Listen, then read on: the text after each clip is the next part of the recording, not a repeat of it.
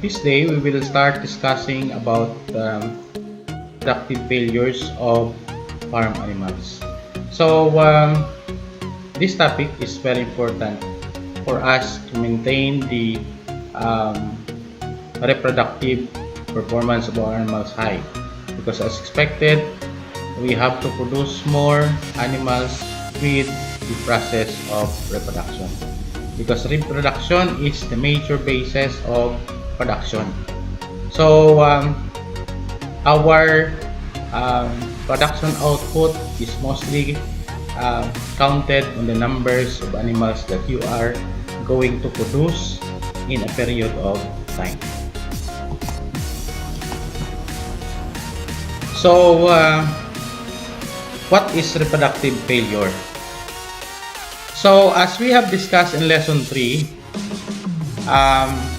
when we say reproductive process, there is an interaction of central nervous system, hypothalamus, pituitary gland, gonads, and their target organs that results finally to a coordinated sequences of physiologic events that lead to estrus in ovulation in females and to the ejaculation of fertile semen by males. So it is the interaction of central nervous system with these organs through the action of the hormones produced by pituitary gland. So by the production of hormone through pituitary gland, there are a sequence of events that will start and will complete the reproductive cycle of the animals. So for male animals, it is started through the migration of interstitial cells from outside the ovary to inside to be trapped by the growing follicles. For the male animals, the spermatogenesis will start at the growth of the sperm cell inside the testicles, specifically on the seminiferous tubules. So the failure of any single event in either sex leads to infertility and sterility. So any absence of the sequences, as I have said, during the oogenesis and spermatogenesis will lead to infertility or sterility. Okay.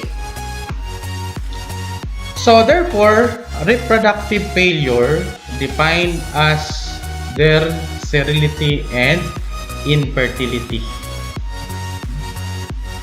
So what is the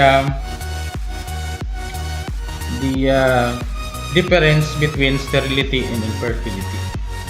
So when we say sterility, of course, when there is a permanent problem preventing multiplication. Permanent. It will not, the animals will not be able to produce anymore. For the female animal, they will not have, or they will not have in ovulation process. They cannot produce any more matured ovum ready for fertilization. The male animals, they don't have any more the capacity of producing viable inactive sperm cells which can fertilize egg cells. So that is sterility. So there is a permanent problem preventing multiplication. Okay, but when we say infertility, it is only a temporary sterility.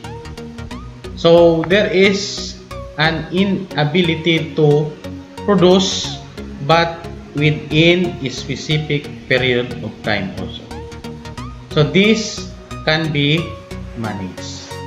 But all of this both sterility and infertility can be considered as reproductive failure. So I would repeat, reproductive failure defined as their sterility or infertility. So when we say sterility, a permanent problem preventing multiplication, and infertility is a temporary inability of producing young animals. Okay.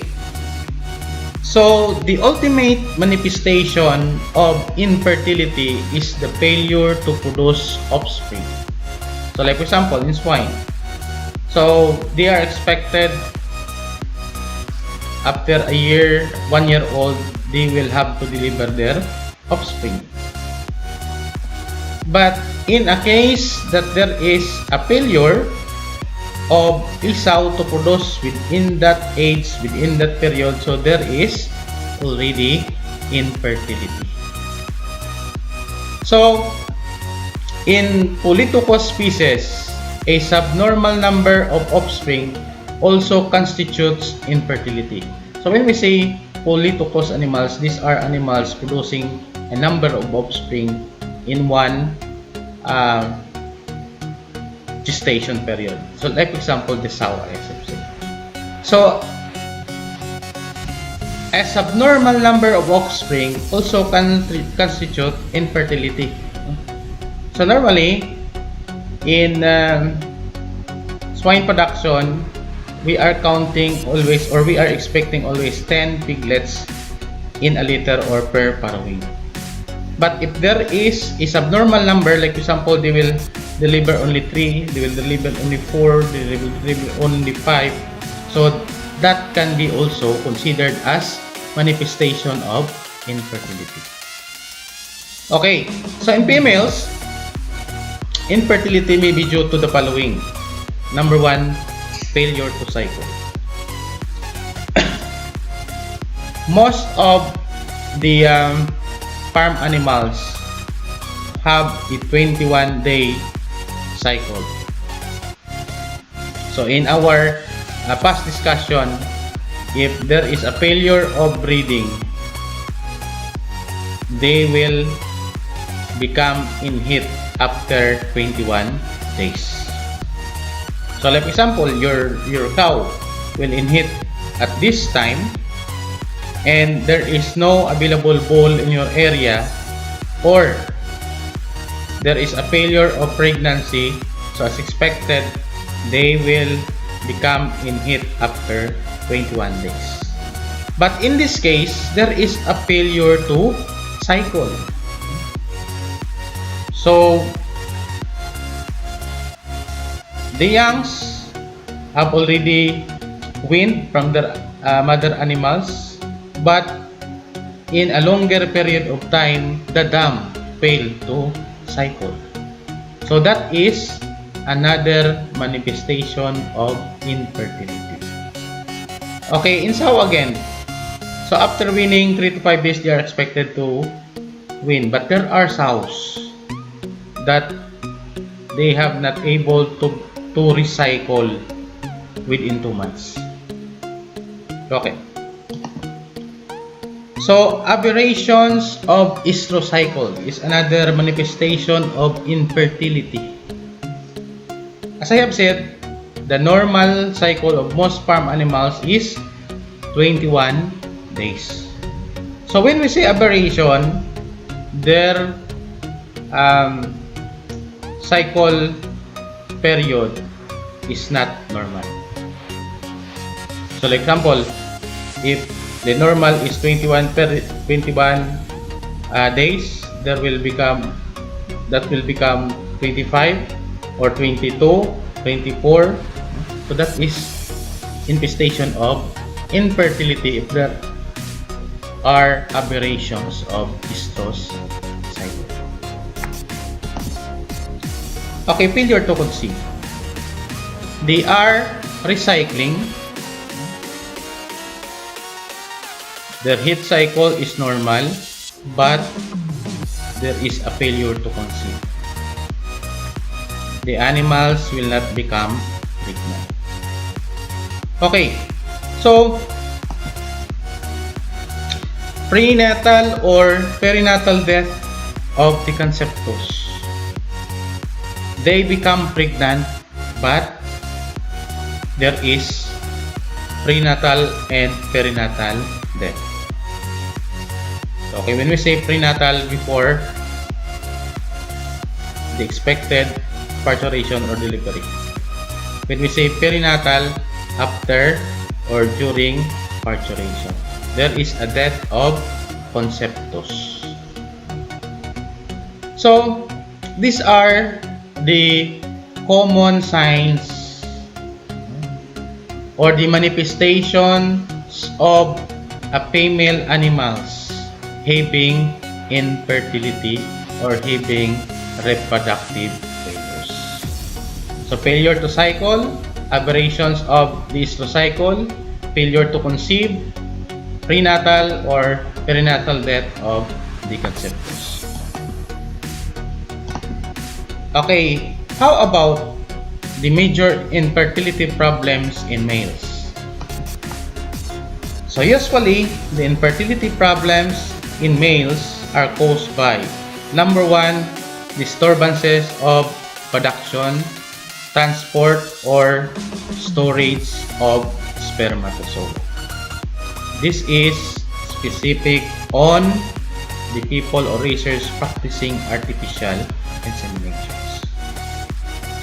So there will be disturbances of production, transport, or storage of spermatozoa.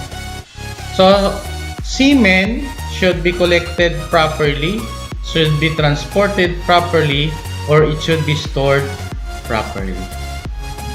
So as our common practice here in Guimaras, racers of boars will collect semen and directly administer it to the female animals, or directly inseminate the female animals. So we are not usually considering the semen processing, the proper transport, and the storage or spermatozoa. So that practice may cause also or may contribute infertility problem. Okay, aberration of libido. When we say libido, that is the sexual drive of a male animals. Sexual drive or the capacity to come in sexual contact with female animals. So aberration means male animals will become moody. Sometimes they will like to have sexual contact, or sometimes they do not. So aberrations, there are changes. So it is the manifestation also of fertility problem. Okay, physical problems leading to a partial or complete inability to mate. Physical problems. So there is a problem of lameness, which will enable them to mount in a longer period of time. So there is injuries affecting their testicles in other external parts, or weakness of the backbone. So those are the problems leading to a partial or complete inability of a sire to mate. So these are the things that can be considered posing the problems or infertility problems to male animals. That is why we have to be cautious on this if we are targeting to have our sire or the male animals to be sexually productive. Okay, so thank you for this session. We will continue the next part of this lesson in my next video upload. Thank you everyone, and Keep safe.